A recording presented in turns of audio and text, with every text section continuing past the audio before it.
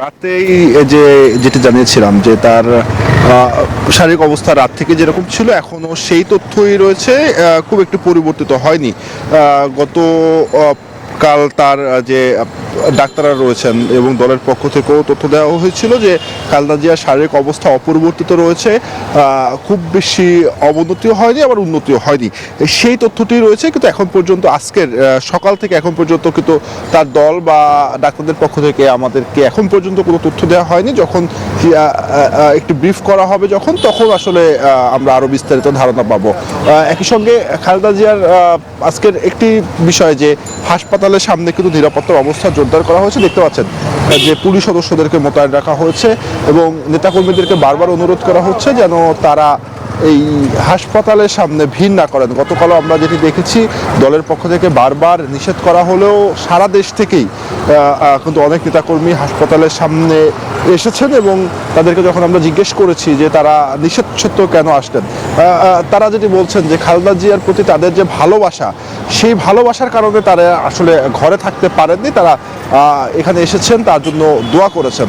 তো স্বাভাবিকভাবেই বুঝতেই পারছেন যে দলের মধ্যে তার বেগম জিয়ার যে অবস্থান, একই সঙ্গে অন্যান্য যে রাজনৈতিক দলগুলো রয়েছে তাদের কাছেও তাদের যে অবস্থান, প্রতিদিনই বিভিন্ন রাজনৈতিক দলের নেতারা খালেদা জিয়াকে দেখতে আসছেন, তার স্বাস্থ্যের খোঁজখবর নিতে আসছেন এবং পুরো দেশবাসী কিন্তু তার জন্য দোয়া করছেন।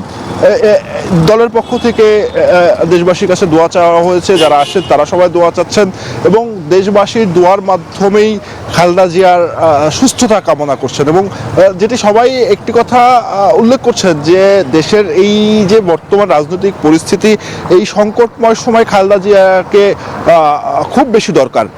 কারণ খালেদা জিয়া শুধু একটি রাজনৈতিক দলের নেতা নন, তার যে গণতন্ত্রের জন্য তার যে ত্যাগ, সেই বিষয়টি কিন্তু সবাই বলার চেষ্টা করছেন এবং তিনি তার আপোষহীন যে আমরা 15 বছরে দেখেছি যে তার যে আপোষহীন নেতৃত্ব,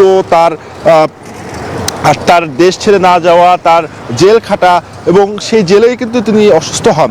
এ কারণে তাকে বলা যায় যে গণতন্ত্রের ক্ষেত্রে তাকে আসলে মধ্যমণি ধরা হয়। সেক্ষেত্রে সবাই যেটি বলছেন যে তিনি দ্রুত সুস্থ হয়ে তিনি ফিরে আসবেন এবং এই বর্তমানে এই রাজনৈতিক যে সংকটময় পরিস্থিতিতে তিনি মধ্যমণি হয়ে থাকবেন, এই সংকট উত্তরণে তিনি কাজ করবেন।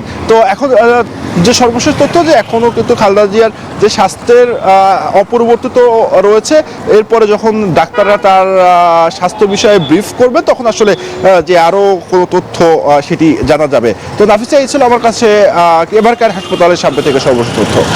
সানি, আপনাকে ধন্যবাদ।